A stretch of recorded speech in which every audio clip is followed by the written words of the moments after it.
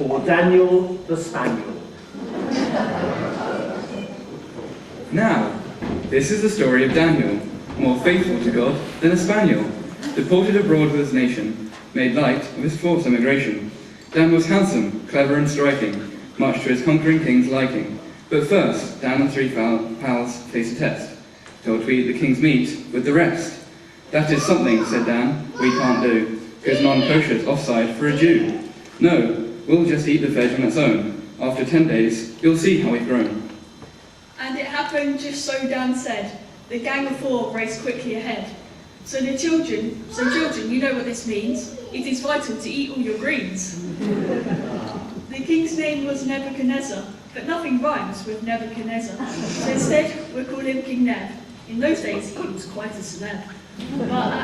But at night, poor King Neb had some dreams, and it tore him apart at the seams. So he called his magicians to tell the dreams, meaning and contents as well. That's much too tricky for us to do. They wailed, Neb, can you give us a clue? But Dan said, what a fuss you will make. With God's help, it's a mere piece of cake. Your dream's a statue, head made of gold, that gets broken as matters unfold. And your kingdom will come and will go. The one true God just wants you to know.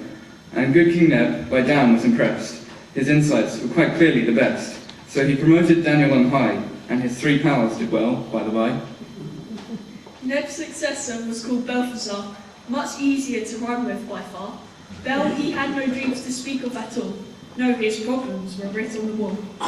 Meeny, meeny, in words written tall, Tekel Farzim completed the scroll.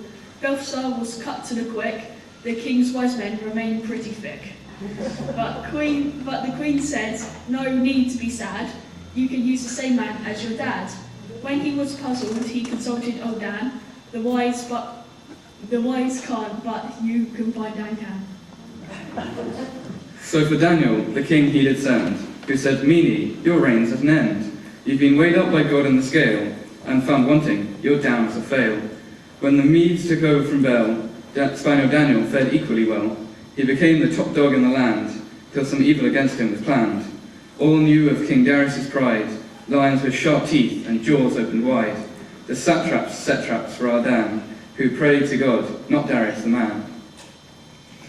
Dan was thrown to the kings for the beast, main attraction at one of their feasts. But Dan prayed to the Lord and was heard. The big cats just rolled over and purred. Words were passed by Darius the Mede. Reverence be to Dan's God, he decreed.